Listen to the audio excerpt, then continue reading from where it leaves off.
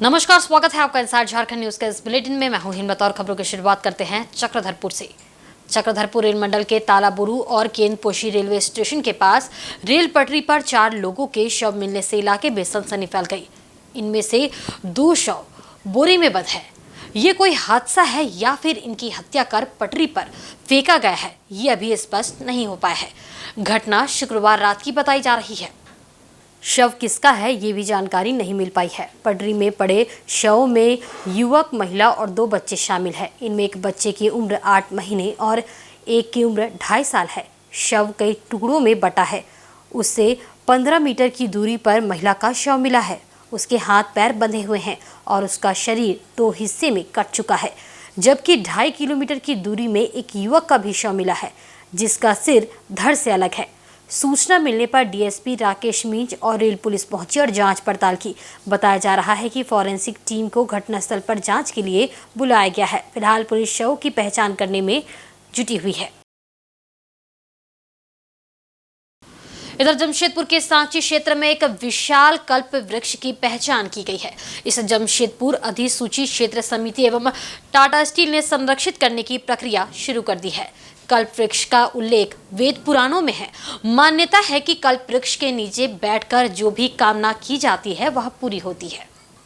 सांची थाना के बगल में स्थित ये पेड़ लोगों के लिए आकर्षण का केंद्र बना हुआ है। टाटा स्टील ने इस विशाल वृक्ष के चारों तरफ कांटे के तार लगा दिए हैं ताकि कोई इसे नुकसान ना पहुंचा सके। अगर हम झारखंड की बात करें तो पूरे झारखंड में कुल 8 कल्प वृक्ष की अब तक पहचान हुई है। इस शहर में ये एकमात्र कल्प वृक्ष है। बता दें कि पुराणों में उल्लेखित समुद्र मंथन में निकले 14 रत्नों में से एक कल्प वृक्ष भी है, जिसे इंद्रदेव को दिया गया था। ये एक परोपकारी वृक्ष है। इसमें संतरे से 6 गुना ज्यादा विटामिन सी होता है। गाय के दूध से 2 गुना कैल्शियम होता है। जीएनएसी के सिटी मैनेजर रवि भारती ने कहा कि सरकार के द्वारा कल्प वृक्ष को संरक्षित करने का आदेश जारी है। एक अनुमान के मुताबिक इस पेड़ की आयु 1500 साल है और लगभग 30 फीट चौड़ा ये पेड़ अपने जड़ में लाखों लीटर पानी संरक्षित कर रखा है। ये कल्प वृक्ष है और यह बहुत ही औषधीय गुणों से भरपूर वृक्ष है। यह संरक्षित पेड़ है और इस प्रकार के पेड़ झारखंड में गिने चुने जगह पर हैं, जैसे कि रांची में है, पलामू में है और यहाँ जमशेदपुर में और अन्य स्थानों पे भी इसकी रिसर्च की जा रही है कि कहाँ पर ये प्राप्त हो रहे हैं। तो रांची में अनुमानतः 5 वृक्ष हैं, पलामू डाल्टनगंज में 3 है, जमशेदपुर में 1 यहाँ पर है, एक और पाया गया है। उसके बारे में कंफर्म किया जा रहा है। जैसे कंफर्म होता है तो वो भी जानकारी दी जाएगी। ये संरक्षित पेड़ है और जीआई टैग भी पेड़ है और इसमें औषधीय गुण काफ़ी होती है। इस प्रकार के पेड़ को संरक्षित करना सरकार और जो भी स्थानीय टाटा स्टील की दोनों की जवाबदेही है। तो इस पर काम भी किया गया, जो अतिक्रमण थे उसे भी इसे हटा कर यहाँ पर संरक्षित किया गया ताकि इस पेड़ को बचाया जा सके और इसकी आयु लंबी रखी जा सके। इधर राजधानी रांची के नगड़ी में सरस्वती माता की प्रतिमा विसर्जन के दौरान उत्पन्न हुए विवाद के बाद शुक्रवार की रात 2 गुटों के बीच जमकर पथराव हुआ। इस घटना में कुछ पुलिस कर्मियों के साथ साथ कई लोग घायल हो गए। उपद्रव की खबर पाकर रांची के उपायुक्त राहुल सिन्हा, एसएसपी चंदन सिन्हा, ग्रामीण एसपी सहित भारी संख्या में पुलिस बल घटनास्थल पर पहुंचे और स्थिति को नियंत्रित किया। फिलहाल पूरे क्षेत्र में धारा 144 लागू कर दी गई है। पुलिस ने देर रात में ही छापेमारी कर उपद्रव में संलिप्त कई लोगों को हिरासत में लिया है। शनिवार सुबह से ही नगरी इलाके में दुकानें बंद है। स्थिति तनावपूर्ण परंतु नियंत्रण में है। पूरे इलाके में पुलिस बल तैनात है और लगातार पुलिस पदाधिकारी क्षेत्र का मुआयना कर स्थिति पर नजर बनाए हुए हैं। जैसे ही यहाँ पर सूचना मिली कि यहाँ दुर्घटना हुई है तो तुरंत मात्रा में पुलिस फोर्स मजिस्ट्रेट सभी यहाँ पे तुरंत पहुँच गए और अभी स्थिति को पूरी तरह से नियंत्रण में कर लिया गया है। अब इसके आगे बेहतर कार्रवाई के क्रम में पहले पूरी इंक्वायरी करवाई जाएगी कि आखिर इस घटनाक्रम के पीछे क्या वजह थी और आगे जो सिक्योरिटी मेजर्स होते हैं उसके अंतर्गत अपने में पूरे क्षेत्र में धारा 144 अभी तुरंत लागू करने जा रहे हैं और जिसके आलोक में कोई भी व्यक्ति यहाँ किसी भी तरीके के हरबे हथियार के साथ बिल्कुल यहाँ पे मूवमेंट नहीं करेगा और इसके अतिरिक्त एफआईआर भी कराया जाएगा और जितने भी लोग इसके पीछे हैं सभी को चिन्हित करा के उनके विरुद्ध कठोर कानूनी कार्रवाई फर्जी में कौन कौन शामिल है उसके बारे में लोग छानबीन कर रहे हैं। उसके बाद अगर कानूनी कार्रवाई की जाएगी। इस तरीके को नियम करना है। एक पुलिस का जवान घायल हुआ है। बाकी आम लोगों में भी जो है 1-2 लोग माइनर इंजरी की सूचना है। वैसे हम लोग समझे नहीं, बाकी सब कुछ। वहीं चंपाई सोरेन सरकार के मंत्रिमंडल का विस्तार और शपथ ग्रहण समारोह से महज कुछ घंटे पहले सरकार में शामिल घटक दल कांग्रेस के विधायक कांग्रेस कोटे के मंत्री पद को लेकर नाराज दिखे। रांची के सर्किट हाउस में कांग्रेस के कुछ विधायकों ने इस पर नाराजगी भी व्यक्त की। हालांकि झारखंड प्रदेश कांग्रेस प्रभारी एवं प्रदेश अध्यक्ष के साथ बातचीत एवं सहमति के बाद सभी मंत्रिमंडल शपथ ग्रहण समारोह में सम्मिलित हुए, परंतु ये नाराजगी अब तक जारी है। हालांकि कांग्रेस के प्रदेश प्रभारी गुलाम अहमद मीर का कहना है कि विधायकों के साथ बैठक की गई है, सभी की बातों को सुना गया है और उन्हें आश्वस्त किया गया है कि अभी आगे भी कई मौके मिलेंगे। उन्होंने विधायकों को समझाया है कि अभी जो सेटअप है उसे बनने दीजिए, आगे वे खुद रांची आएंगे और बात करेंगे। जो हमारी विधायकों से कलेक्टिवली हुई, कुछ जायज़ बातें इनकी थी, मगर उनको सुनने के बाद में हमने आपस में डिस्कशन किया। वो विद इन पार्टी हमारा कुछ मामलात है जो इनका कंसर्न था, और उन कंसर्न्स को पूरी तरह से सुनने के बाद हमने इनको कहा कि अभी हमारे पास और भी टाइम आएंगे, आज के बाद भी टाइम आएंगे, और हम उस पर आपस में मिल बैठ के जो सरकार के अंदर होंगे या सरकार के बाहर होंगे, और जो भी इश्यूज़ थे वो सारे पब्लिक रिलेटेड थे, कोई व्यक्तिगत किसी का कोई इशू नहीं था। जो ये अपने फील्ड में जिस तरह से जो कठिनाइयाँ महसूस कर रहे हैं, उन कठिनाइयों को लेकर इनको ज़्यादा कंसर्न था, क्योंकि इसी साल के आखिर में फिर इनको पब्लिक के बीच में जाना था। तो इसलिए मैं समझता हूँ ये एक नेचुरल, बरवक्त और सही इनका फैसला था कि आपस में मिल बैठ के वो चीज़ें इन्होंने कन्वे कर दी। मंत्रिमंडल शपथ ग्रहण समारोह से निकलने के बाद कांग्रेस विधायकों ने कहा कि मंत्रिमंडल में जगह मिलने के विषय को लेकर वे लोग दिल्ली आलाकमान के पास जाएंगे। देखिए, उसी में हम लोग सब शामिल हुए और अपनी जो नाराज़गी है, जो हमारा नाराज़गी कोई पर्सनल इंटरेस्ट पे नहीं है जैसा कि हम बोले, और सारे पब्लिक इंटरेस्ट से जुड़े हुए हमारे इश्यूज़ हैं जो हम लोग वादा किए जनता को, कहीं ना कहीं कुछ हम लोग उसमें पीछे अपने आप को पा रहे हैं कहीं, और उन सब चीज़ों को हम लोग बैठ के डिस्कस कर रहे थे। सारे एमएलएज हम लोग इंटैक्ट हैं, इन सब चीज़ों पे गंभीर हैं कि इससे हम लोग कोई कॉम्प्रोमाइज़ नहीं कर सकते हैं। जो हमारा इश्यूज़ है उसको सॉल्व होना होगा, और उस पर जो संबंधित विभाग के मंत्री हैं उनको एक्टिव रोल में आना होगा और उन सब चीज़ों पे गंभीरता दिखानी होगी। और रहा बात कुछ मतलब हम लोगों को आश्वासन भी दिया गया है प्रभारी की तरफ से कि क्योंकि वो अभी हमारे नए प्रभारी आए हैं, तो इन चीज़ों को एश्योर करेंगे कि जो हमारा जो कंसर्न है, जो हमारा पार्टी के लेवल पे या फिर जो हमारा कॉन्स्टिट्यूशनल अपने हमारे जो बाकी चीज़ें हमारे क्षेत्र से जुड़े हुए या फिर राज्य हित से जुड़े हुए जो मुद्दे हैं, उन पे भी हमारे प्रभारी बोले कि हम आप लोगों के बीच में ज़्यादा वक्त बिताएंगे और आप लोगों का एक इश्यूज़ पे हम आप लोगों के साथ खड़े हैं। और हमारी जो अन्य जो समस्याएं हैं उनको लेके हम लोग मतलब हर हाल में हमारा ये संकल्प है कि समस्या का समाधान होना है, और उसके लिए हम लोग सब विधायक एकजुट हैं ताकि कोई भी विधायक अपने आप को कमज़ोर नहीं महसूस करे, जनहित के मुद्दों पे वो खड़े उतरे। हम लोग पार्टी के वफादार सिपाही हैं। आलाकमान का जो भी निर्णय होगा हम लोग मानेंगे, और केवल इरफान अंसारी में नहीं, सभी विधायकों में आक्रोश था। 12 विधायक एकजुट हुए, हम लोग आलाकमान तक बातें गई। आलाकमान ने कहा कि आप लोग दिल्ली आइए, दिल्ली में बातें होंगी। वहीं मंत्रिमंडल शपथ ग्रहण समारोह से सम्मिलित होकर निकले झारखंड मुक्ति मोर्चा के विधायकों एवं सांसद का कहना है कि हम सभी एकजुट हैं एवं जिम्मेवारी के साथ मिले कार्य को काफी तत्परता के साथ करेंगे। चुनाव आने और आचार संहिता लगने से पहले नई टीम समय का जनता के लिए सदुपयोग करेगी। वहीं मुख्यमंत्री ने भी अपनी बातों को रखा। की बात क्यों कर रहे हैं? जो हुआ माननीय मुख्यमंत्री का विशेषाधिकार होता है, और क्या कारण है? विशेषाधिकार होता है अपना मंत्रिमंडल गठन करना, अपने टीम बनाना, और क्या मजबूरियां रही, क्या कारण रहा, ये तो बात वो तो पता चल जाएगा। अभी की बात करें कि अभी हम लोगों ने हमारे माननीय मुख्यमंत्री ने जो अपनी टीम का विस्तार किया है, और आज हम लोगों ने शपथ लिया है, बहुत जल्दी जिम्मेदारियां भी मिलेगी और हमारे माननीय पूर्व मुख्यमंत्री ने जो कदम आगे बढ़ाया था उस पर हम तेज़ी से काम करेंगे और झारखंड की जनता ने जो हम पर भरोसा 2019 में जताया था उस भरोसे पर पूरी तरह से खरा उतरने का हमारा हम पूरी टीम भावना के साथ काम करके और जनता के घरों तक पहुंचेंगे, एक एक गांव पहुंचेंगे, पंचायतों में पहुंचेंगे और जनता को उनका हक अधिकार दिलाएंगे और हमारे दिसोम गुरु शिबू सोरेन जी का जो सपना था कि हमारे राज्य के एक एक लोगों के घर में रोटी, कपड़ा, मकान, उनके खेतों में पानी और हर तरह से की सुविधा उपलब्ध हो, उसमें हम आगे बढ़कर काम। घटना के चलते हम लोग को फिर मंत्री पद का शपथ लेना पड़ा।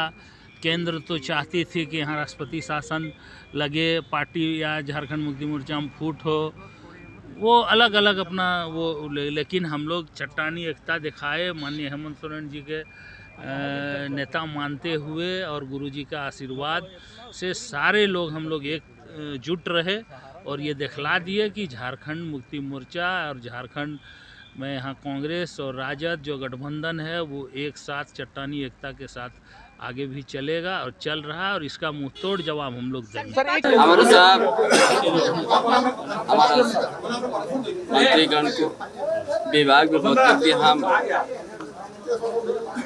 बंटवारा कर देंगे ताकि राज्य के हित में जो काम जो हेमंत बाबू ने राज्य का हित में जो योजना बना के रखी इसको बड़ा गति से हम लोग कम करेंगे। गांव से लेकर शहर तक बिजली का सही व्यवस्था जो 100 यूनिट में हम लोग 21 लाख कंज्यूमर को हम लोग दे दिया तो फिर 125 यूनिट कर दिया तो 30 लाख कंज्यूमर को भी फ्री मिलेगी। सरायकेला जिले के चौका थाना अंतर्गत बांसा स्थित कोहिनूर स्टील कंपनी में शुक्रवार दोपहर जीएसटी विभाग ने दबिश दी। इस दौरान कंपनी कार्यालय में जीएसटी की टीम द्वारा सर्वे किया गया जो देर शाम तक जारी रहा। बताया जाता है कि शुक्रवार दोपहर बांसा स्थित कोहिनूर कंपनी में जीएसटी विभाग की 4 गाड़ियां प्रवेश की, जिसके बाद से कंपनी के मजदूरों को शाम होने पर बाहर निकाल दिया गया। वहीं कंपनी में किसी के भी आने एवं जाने पर पाबंदी लगा दी गई। दूसरी ओर कंपनी में प्रवेश करने वाले मालवाहक ट्रकों के परिचालन को भी रोका गया है। बताया जाता है कि जीएसटी विभाग द्वारा घंटों सर्वे का कार्य जारी रहा। गौरतलब है कि कोहिनूर स्टील कंपनी का मामला NCLT कोर्ट में भी लंबित है। इधर राजधानी रांची के ग्रामीण क्षेत्र कांके स्थित मनोचिकित्सा संस्थान रिनपास झारखंड राज्य सहित पूरे देश भर के मनोरोगियों के इलाज के लिए जाना जाता है, परंतु यहां कार्यरत कर्मचारी विगत कई माह से वेतन नहीं मिलने के कारण आंतरिक आक्रोश में दिख रहे हैं। इसी के तहत शनिवार को रिनपास के सफाई कर्मियों ने संस्थान के मुख्य गेट के पास एकत्रित होकर विरोध प्रदर्शन किया। सभी का कहना था कि विगत महीने से वेतन नहीं मिलने के कारण उनकी आर्थिक और दैनिक स्थिति काफी खराब हो चुकी है। अब उन्हें मजबूरन विरोध प्रदर्शन करना पड़ रहा है। सफाई कर्मियों ने रिनपास प्रशासन से मांग की है कि उनके वेतन का भुगतान अविलंब करे, नहीं तो आने वाले समय में वे लोग रिनपास में तालाबंदी करने को मजबूर हो जाएंगे।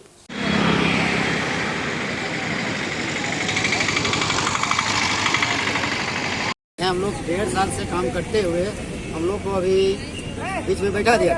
इसके बाद से यहाँ पैसा तो मिल नहीं रहा है तो सही से अभी हम लोग का। इसके बाद अभी हम लोग को बैठाने के बाद फिर बोल रहा है कि 20,000 रुपये चाहिए और 20,000 रुपये दिए हम लोग।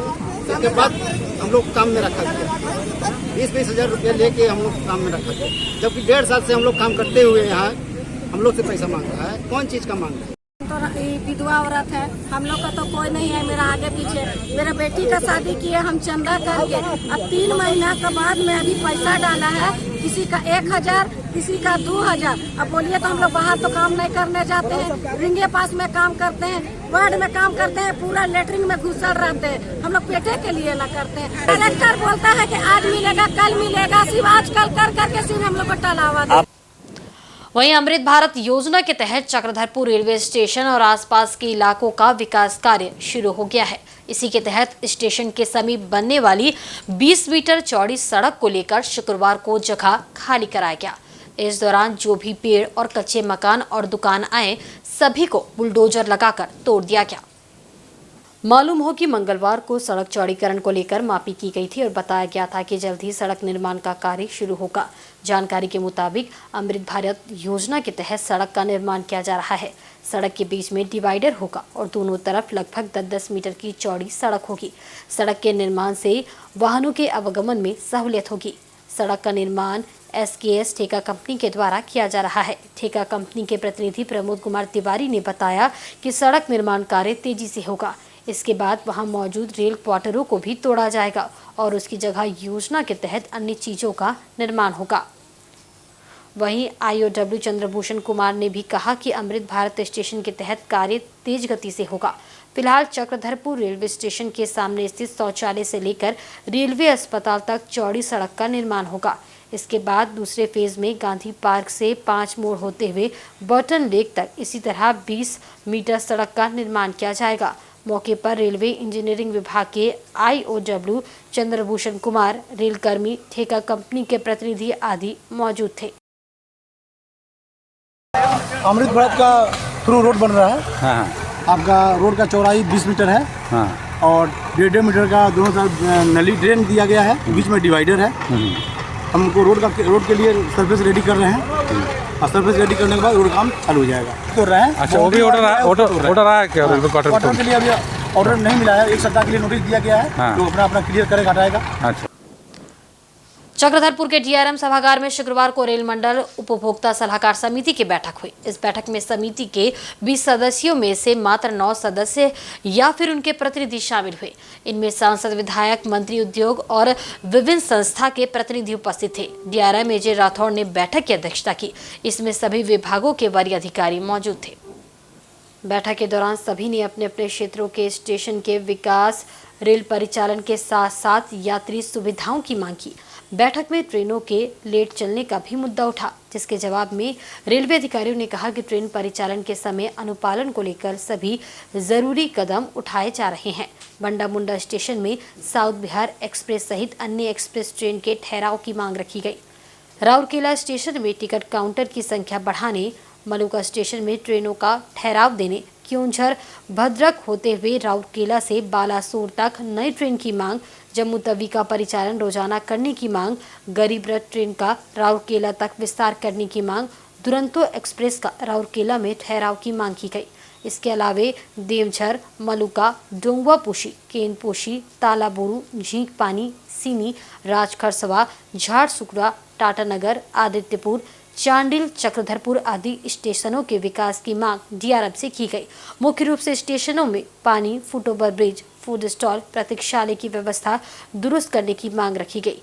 रेलवे अधिकारियों ने सकारात्मक कार्रवाई का आश्वासन दिया।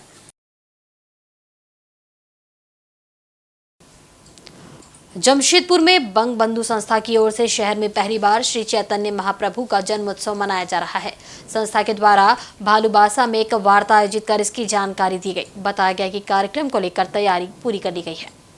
बंग बंधु संस्था की अन्नपूर्णा गुहा ने बताया कि 18 फरवरी को श्री चैतन्य महाप्रभु का जन्मोत्सव धूमधाम से मनाया जाएगा। इस अवसर पर एग्रीको लाइट सिग्नल के समीप पुराना दुर्गा पूजा मैदान में 1 दिवसीय श्री श्री अखंड हरिनाम संकीर्तन का आयोजन होगा। दोपहर 12 बजे इसकी शुरुआत होगी, जो संध्या 6 बजे तक चलेगी। उन्होंने बताया कि कीर्तन के दौरान दोपहर 2 से 4 बजे तक भक्तों में भोग का वितरण किया जाएगा, जिसमें हजारों श्रद्धालु शामिल होंगे। इस धार्मिक अनुष्ठान में अतिथियों के रूप में शहर के कई गणमान्य लोगों को आमंत्रित किया गया है। 18 फरवरी सुबह 12 बजे से हमारे हरि कीर्तन का नाम होगा, जो कि स्टेज में हरि कीर्तन होगा। और सुबह 12 बजे से लेके दोपहर 12 बजे से लेके एकदम शाम 6 बजे तक होगा, और जिसमें कि 2 बजे से लेके 4 बजे तक भोग वितरण होगा। और वो कीर्तन के साथ साथ हमारे जमशेदपुर के जितने गणमान्य लोग आएंगे, सभी लोग को हम लोग निमंत्रित किए हैं कि उसी दिन आने के लिए सभी लोग आएंगे और सभी लोग उस दिन प्रसाद ग्रहण करेंगे। और सभी अपने अपने भगवान का हरि का नाम सुन के तो सभी हरि कीर्तन करने के लिए तो सभी लोग ही चाहते हैं, तो उस दिन सभी लोग हरि कीर्तन होगा और उसी का सबको आनंद उठाएंगे। औचला सप्तमी के अवसर पर आदित्यपुर स्थित जयप्रकाश उद्यान में सूर्य जन्मोत्सव अनुष्ठान का आयोजन किया गया। मग ब्राह्मण एसोसिएशन की ओर से आयोजित इस कार्यक्रम में बड़ी संख्या में लोग उपस्थित थे।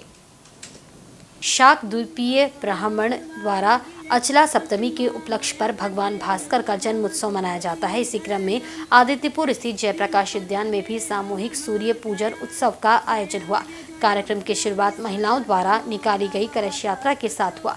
इसके बाद भगवान भास्कर के जन्मोत्सव को वैदिक मंत्रोच्चार के साथ मनाया गया। मौके पर यहां प्रसाद भोग का भी वितरण किया गया। इसके अलावा यहां बच्चों के लिए कई कार्यक्रम भी आयोजित किए गए।